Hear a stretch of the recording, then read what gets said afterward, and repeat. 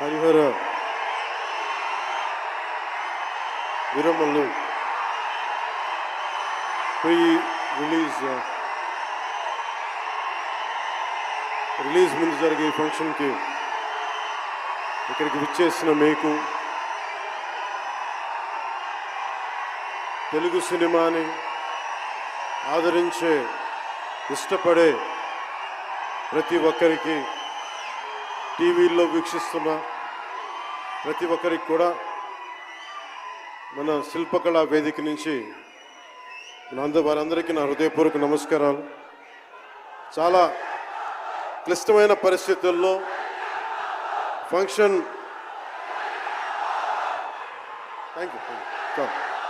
Function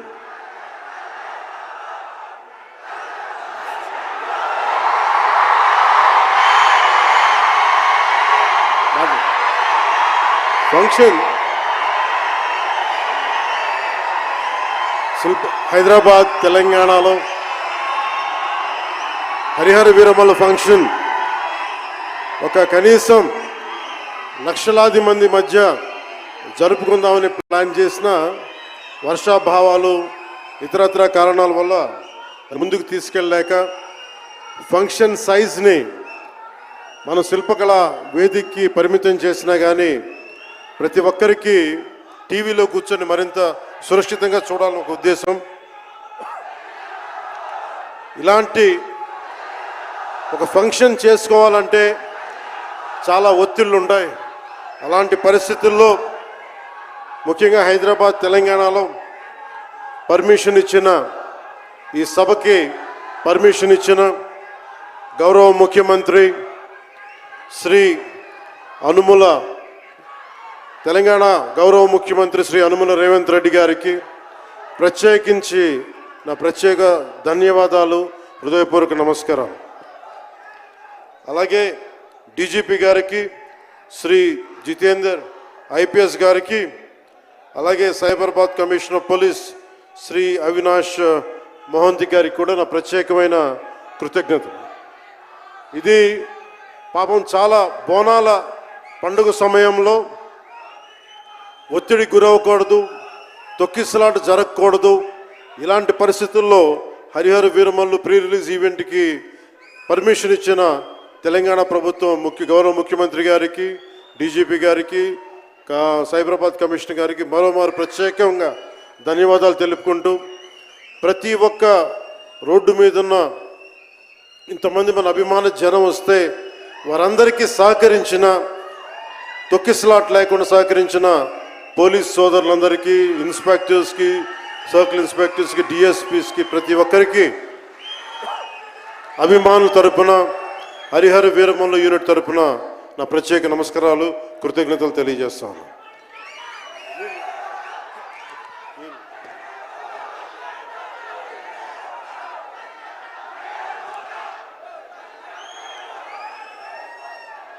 అలాగే Telangana cinematographer శాఖ మంత్రి శ్రీ కోమటిరెడ్డి వెంకటరెడ్డి గారు రావాల్సి ఉండింది, కానీ ఆయన మనకి సీఎం గారు రివ్యూ మీటింగ్ల వల్ల రాలేకపోయారు. వారికి కూడా నా ప్రత్యేక కృతజ్ఞతలు. అలాగే నేను పాలిటిక్స్కి వచ్చాక, సినిమాలోకి వచ్చి మీ అభిమానాన్ని ఎలా సంపాదించుకున్నాను, పాలిటిక్స్లోకి వచ్చాక నేను స్నేహంతో పాటు ఒక మంచి స్నేహితుణ్ణి, అలాగే ఒక మంచి ఒక మిత్రుణ్ణి సంపాదించుకున్నాను. అది శ్రీ ఈశ్వర్ ఖండ్రే గారు. And I found a great friend and a great brother in him. I am truly grateful to you, sir, from coming all the way from Karnataka, for making your time in your busy schedule, and I'm eternally grateful to you for making your presence felt here. Your blessings and your kind words and your good words are truly inspiring, and we will truly cherish this moment with you, sir. We are grateful to you. అలాగే కందుల దుర్గేష్ గారు, గౌరవ పర్యాటక సాంస్కృతిక శాఖ మరి cinematograph శాఖ మార్చులు, ఆంధ్రప్రదేశ్ ప్రభుత్వం. అలాగే ప్రత్యేకించి రఘురామకృష్ణరాజు గారు మీకు తెలుసు కదా, ఆయన గురించి చెప్పక్కర్లేదు కదా. గౌరవ ఆంధ్రప్రదేశ్ శాసనసభ ఉపసభాపతి, ఆయన మాటని శాసనసభలో చూడాలి, చాలా ఆనందంగా ఉంటుంది ఆయనతోటి. వారికి కూడా నా ప్రత్యేకంగా ధన్యవాదాలు.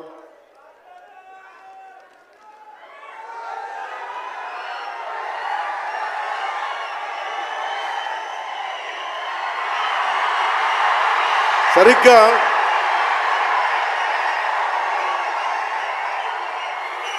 ఒక 2 సంవత్సరాల క్రితం భీమ్లా నాయక్ రిలీజ్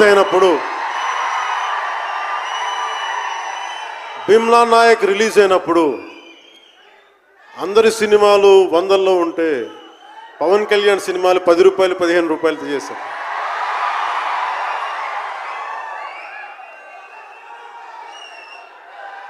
నేను ఒకటే చెప్పాను ఆ రోజున, మనల్ని ఎవడు ఆపేది.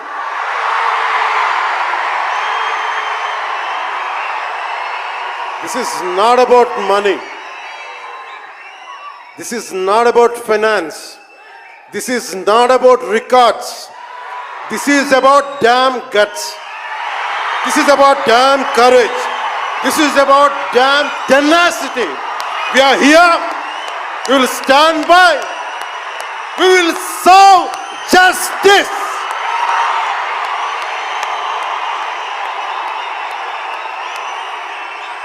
పవన్ కళ్యాణ్ ఎప్పుడు రికార్డుల కోసం ప్రయత్నం చేయాల.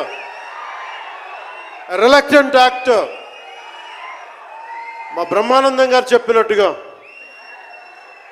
నేనేం కోరుకోలే, నేను ఒక యాక్టర్ అవ్వాలని కోరుకోలే, సగటు మనిషిగా బతుకుదామన్న ఒక్క ఆలోచన తప్ప నాలో ఏం లేదు. అలాంటిది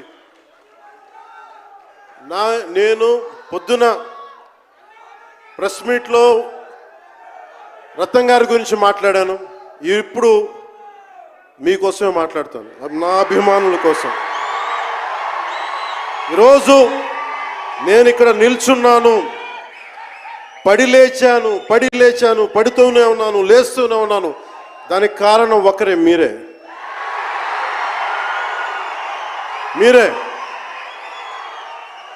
పడిపోయినా, కింద పడ్డా, లేచినా, ఉన్నా, అన్నా నీ వెంట మేము ఉన్నామని. నా దగ్గర ఏమన్నా ఆయుధాలు ఉంటాయా? నా దగ్గర ఏమన్నా గుండాలు ఉంటారా? నా దగ్గర ఎవరు లేరు, గుండెల్లో ఉండే మీరు తప్ప.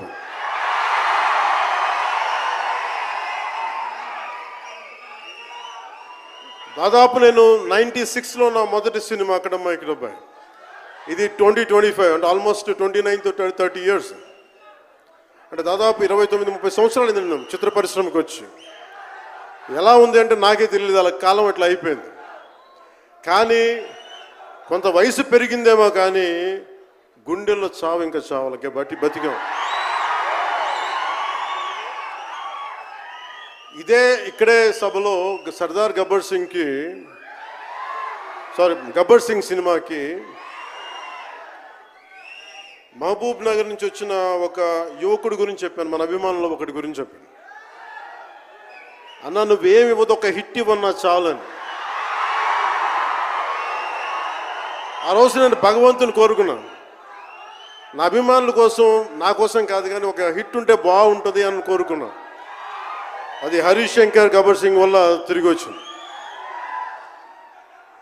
కానీ ఈ సినిమా చాలా డిఫికల్ట్ టైమ్స్లో చేశాను. ఇది సినిమాల మీద టెక్నీషియన్గా నేను ఉండి ఒక నిమిషం సినిమాలు కష్టంగా ఉండి, ఒక సినిమా చేయడం ఎంత కష్టమో, సినిమా చేయడం చాలా చాలా కష్టం. నేను మీతో పంచుకోదలుచుకున్నాను ఈ రోజున, మీకు సంబంధించి. నేను